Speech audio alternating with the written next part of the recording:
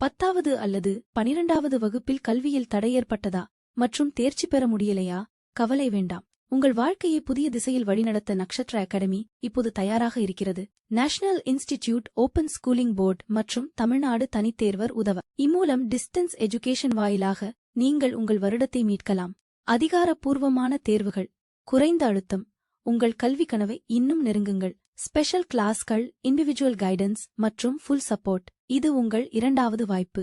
இப்போதே அழைக்கவும். நக்ஷத்ரா அகாடமி. உங்கள் கனவுகள் நிறைவேற வேண்டுமா? உங்கள் அழைப்பை இப்போது தொடங்குங்கள். இப்போது உங்கள் குழந்தைக்கு புதிய அரங்கம். நட்சத்திரா ப்ரீ ஸ்கூலின் டே கேர் சேவையில் 1.5 வயது மற்றும் அதற்கு மேற்பட்ட குழந்தைகளுக்காக காலை 9 மணி முதல் மாலை 6 மணி வரை பாதுகாப்பான விளையாட்டு மற்றும் கற்றல் சூழலில் நேரம் செலவிடுங்கள். இது உங்கள் குழந்தைக்கான சிறந்த ஆரம்பம். இந்திய மகளிர் கிரிக்கெட் அணி உலகக் கோப்பையை வென்று வரலாறு படைத்திருக்கிறது. இந்த மகத்தான வெற்றி கோடிக்கணக்கான இந்தியர்களின் கனவை நனவாக்கியுள்ளது. ஆனால் இந்த கொண்டாட்டங்களுக்கு மத்தியில் இந்திய கிரிக்கெட் கட்டுப்பாட்டு வாரியத்தின் முன்னாள் தலைவர் என். சீனிவாசன் குறித்த ஒரு சர்ச்சைக்குரிய கருத்து மீண்டும் பேசுபொருளாகியுள்ளது. இது மகளிர் கிரிக்கெட்டின் நீண்டகால போராட்டத்தையும் அதன் தற்போதைய எழுச்சியையும் ஒரு சேர பிரதிபலிக்கிறது. இந்த வெற்றி வெறும் ஒரு கோப்பையை வென்றது மட்டுமல்ல, இது பல ஆண்டுகளாக புறக்கணிக்கப்பட்ட ஒரு பிரிவின் திறமையையும் விடாமுயற்சியையும் உலகிற்கு பறைசாற்றும் ஒரு தருணம். இந்த வெற்றி மகளிர் கிரிக்கெட்டின் எதிர்காலத்திற்கு ஒரு புதிய அத்தியாயத்தை திறந்து வைத்துள்ளது. அதே சமயம் கடந்த காலத்தின் கசப்பான உண்மைகளையும் நினைவூட்டுகிறது.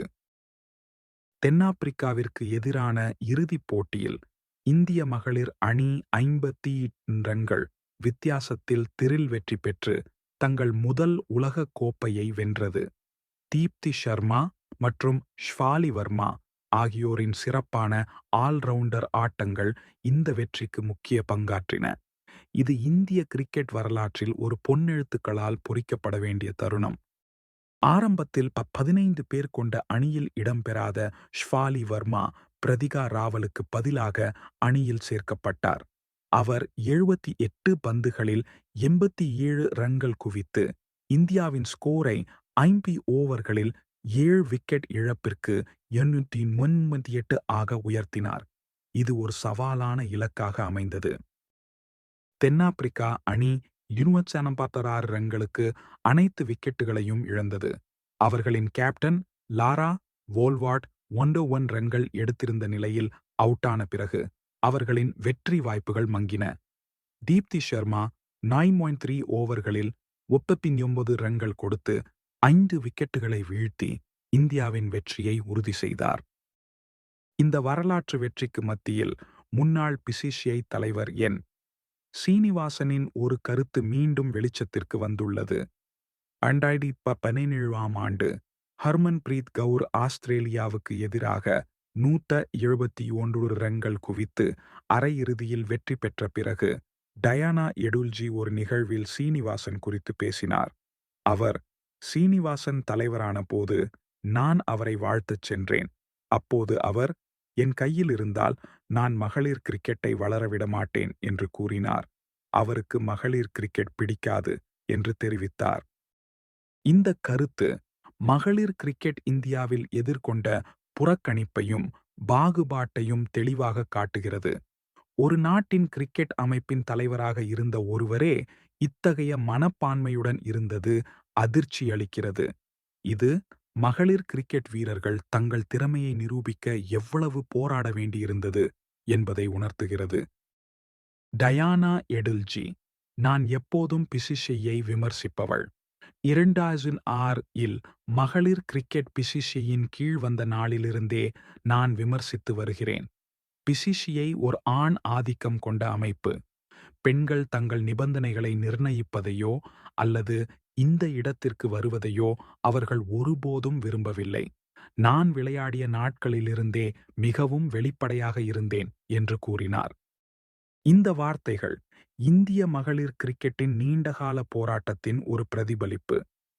பிசிசிஐ போன்ற ஒரு சக்தி வாய்ந்த அமைப்பு மகளிர் கிரிக்கெட்டை ஆதரிப்பதற்கு பதிலாக அதை ஒடுக்க முயன்றது என்பது வருந்தத்தக்க உண்மை. இந்த வரலாற்று பின்னணியில் தற்போதைய உலகக் கோப்பை வெற்றி இன்னும் மகத்தானதாக தோன்றுகிறது.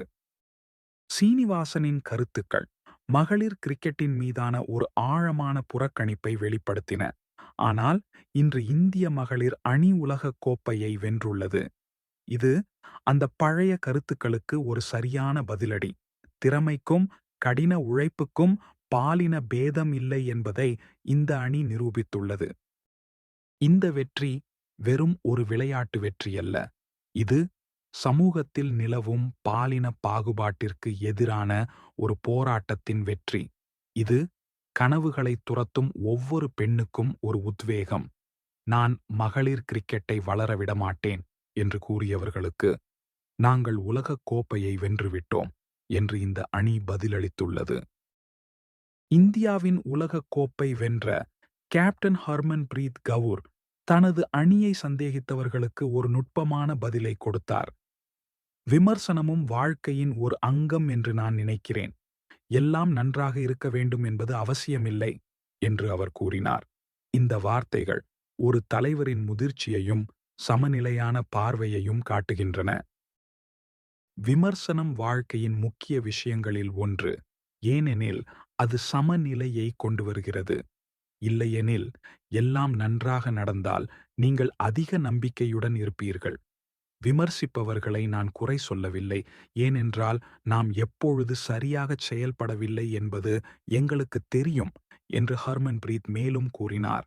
இது விமர்சனங்களை நேர்மறையாக அணுகும் ஒரு மனப்பான்மையை வெளிப்படுத்துகிறது. ஹர்மன்பிரீத் தனது அணியினருக்கு ஒரு முக்கியமான செய்தியை வழங்கினார். நான் அதிகம் சொல்ல விரும்பவில்லை, ஆனால் நான் இரண்டையும் சமநிலையில் வைத்திருக்க விரும்புகிறேன். நல்ல விஷயங்கள் நடக்கும்போது நான் அதிகமாக பறப்பதில்லை. கெட்ட விஷயங்கள் நடக்கும்போது நான் ஆழமாகச் செல்வதில்லை. எனக்கு மிக முக்கியமானது சமநிலையில் இருப்பது. அதே செய்தியை என் அணி வீரர்களுக்கும் அனுப்ப முயற்சிக்கிறேன். எல்லாம் நன்றாக நடக்கும்போது அது சரி, நன்றாகச் செய்தீர்கள். ஆனால் இப்போது நாம் அதை தக்க வைத்துக் கொள்ள வேண்டும். விஷயங்கள் சரியாக நடக்காத போதும் அந்த நபரை உயர்த்துவதற்காக அனைவரையும் ஒன்றாக வைத்திருக்க முயற்சிக்கிறோம் என்று அவர் கூறினார். இந்த தலைமைத்துவம் அணியை தொடர்ந்து முன்னேற ஊக்குவிக்கும். இந்திய மகளிர் கிரிக்கெட் அணியின் இந்த உலகக் கோப்பை வெற்றி ஒரு புதிய அத்தியாயத்தின் தொடக்கத்தை குறிக்கிறது. இது இளம் பெண்களுக்கு கிரிக்கெட்டை ஒரு தொழிலாக தேர்வு செய்ய உத்வேகம் அளிக்கும். மேலும் பிசிசிஐ போன்ற அமைப்புகள் மகளிர் கிரிக்கெட்டிற்கு இன்னும் அதிக ஆதரவையும் முதலீட்டையும் வழங்க வேண்டும் என்ற அழுத்தத்தை உருவாக்கும். இந்த வெற்றி வெறும் ஒரு கோப்பையை வென்றது மட்டுமல்ல, இது பல ஆண்டுகளாக நிலவி வந்த ஒரு மனப்பான்மையை உடைத்து திறமைக்கு பாலின பேதம் இல்லை என்பதை நிரூபித்துள்ளது. இந்திய மகளிர் கிரிக்கெட்டின் எதிர்காலம் பிரகாசமாக உள்ளது. இந்த வெற்றி ஒரு புதிய சகாப்தத்தின் தொடக்கத்தை அறிவிக்கிறது. இந்த வீடியோ உங்களுக்கு பயனுள்ளதாக இருந்தால் ஒரு லைக் கொடுங்கள், உங்கள் நண்பர் உடன் பகிரவும். மிக முக்கியமாக எங்கள் சேனலை சப்ஸ்கிரைப் செய்ய மறக்காதீர்கள். புதிய வீடியோக்கள் வரும்போது உடனே அறிந்து கொள்ள மணி ஐகானையும் கிளிக் செய்யுங்கள். நன்றி உங்கள் ஆதரவுக்காக.